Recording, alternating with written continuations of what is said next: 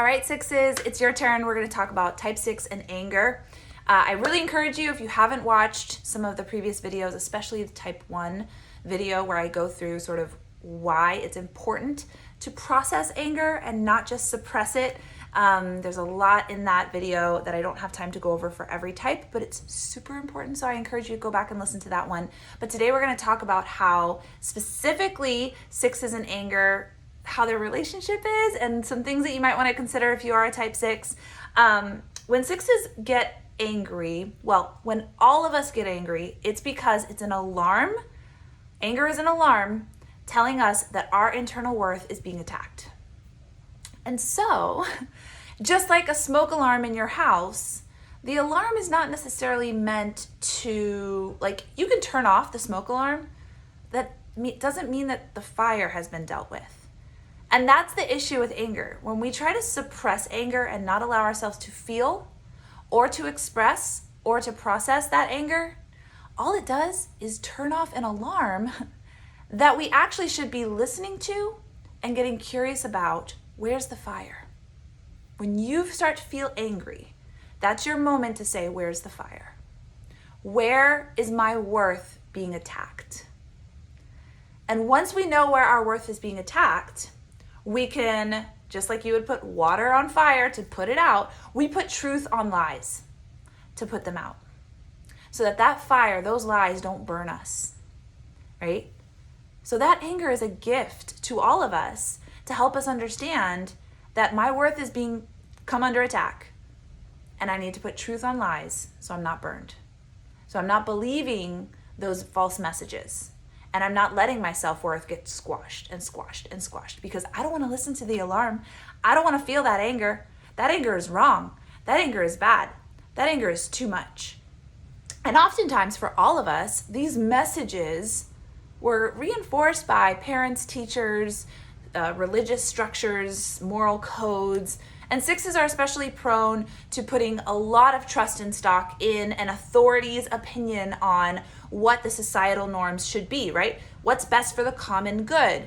If we're all out there burning stuff down because we're angry, well, that's not good for the common good. So then all anger must be bad, and so let's just put a lid on that. Let's just push that to the side. Let's just not feel that or not acknowledge that. Let's just keep a straight face, carry on, because we got to do what's best for the common good. And my teachers, bosses, leaders are all telling me anger is bad. The problem with that, like I said, not only is it an alarm system, but anger suppressed often leads to an explosion of anger later on because it doesn't just go away. And so if we don't want to have these harmful explosions of anger, of aggression, and I talk about the difference between anger that we feel and anger that we express, which is aggression. There's a difference. So anger that we feel, always going to be there. We can't ignore it. We have to process it. We have to honor it. But aggressive expressions, definitely we can control those because those are hurtful to other people, and we want to be mindful of that. But I think when we put the two together and we don't see a difference between the two, then we think in order to suppress this, I have to suppress that. And the problem is we suppress this long enough, this is going to happen. So we have to pay attention to the alarm, and we have to find a safe way to express and process our anger. And that happens by processing it through our bodies. I talk a lot about this in the very first video of type 1s. Ways that we process anger in our bodies: breathing, screaming, crying, punching things. I recommend pillows over walls just because your hands will thank you, trust me. Doing strenuous workouts, running, even music. All of these things help our bodies to process and release all of that angry energy. It's there. It's not going away just because you ignore it. So process it in a safe and healthy way that is maybe away from others, that is maybe with safe people. One of my favorite ways of expressing my anger is I write a very strongly worded email saying exactly what I think. And then I delete it. I don't mince words. I don't try to edit myself. I let myself be as angry as I want to be. And then I delete it. And I actually feel better. That's because the anger has to be processed. It cannot be suppressed. Now, one of the good things, especially for 6's, that anger gives us is that oftentimes, so 6's are thinking repressed, which means that they think so much, they overthink, and so the thinking actually keeps them round and round in a circle rather than moving forward. Their minds are not productive because they are overwhelmed with thought. And so one of the blessings of anger, if you're type 6, has this ever happened to you where you're so angry that you just start saying the things that you actually mean? That maybe before, if you weren't angry, you wouldn't want to hurt feelings. You wouldn't want to actually say what you really think, because what if somebody takes it the wrong way? And you're overthinking. But when you're really angry and you're just in your body, your instinct takes over your intellect, and it can actually be a blessing, because sometimes you're able to just say what you actually feel. I feel like you're ignoring me, or I feel like I don't matter, or I feel like, ugh. And it's a moment of clarity that can be such a blessing for 6's who sometimes feel like there's so much up here. I don't even know what I'm feeling. I don't even know what I actually think about this. I am so wrapped up here. It's hard to get clarity. And when you're angry, clarity can come. And that can be such a gift. But you'll never get there if you're suppressing the anger all the time.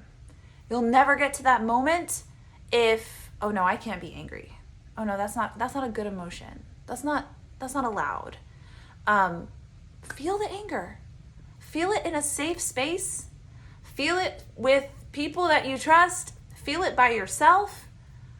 But feel it, because it can be such a blessing to have those moments of clarity. And when those moments come, trust that instinct. That is your inner voice. That is your inner voice that is full of wisdom. That knows exactly how you feel. That knows exactly how you are coming under attack, right? Because that alarm system is telling you your worth is coming under attack. And oftentimes when it comes to 6's, the message that 6's tend to believe, that's not true, but they tend to believe it is, you cannot trust your inner voice. So get opinions from everyone else. Get input from everyone else.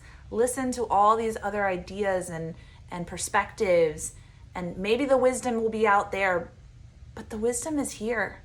And 6's are often given the message, or they tend to believe the message, that I cannot trust my inner voice. And so, where is it that 6's will mostly get angry is when people discount their voice. When someone says, oh, you're crazy. Oh, you're just overreacting. Oh, that'll never happen. Oh, don't worry about that. Oh, you're worrying too much. All of those messages are confirming, don't trust that inner voice. That's not true. That's all in your head. All of that is attacking your inner worth. And so oftentimes 6's will get upset when people are being dismissive of their inner voice, because what it's saying to the 6 is that you're not worthy of listening to. I don't trust that inner voice. And that's a wounding message for 6's to hear from themselves and from others. So 6's, when that anger alarm goes off, start asking yourself questions and get curious. Am I upset because someone is dismissing my inner voice? Am I upset because someone is not caring about what's for the greater good? And does that make me feel worthless? Is that an attack upon my worth? And so what's the water that we pour over that fire? The truth. The truth is, you can trust your inner voice. The truth is, your intuition is right on. Get quiet. Listen to it. Find the courage to step into your life and trust in that inner knowledge and wisdom. Don't let anyone tell you not to trust that inner voice, that you're crazy, that you're being overreacting, whatever the messages are. That's the fire. You pour water on it. You stand in truth. And let that anger serve you to be a motivation for clarity and to be an alarm to let you know, hey, someone is picking at that self-worth. And we don't stand for that. We stand in our worth. We stand in our truth.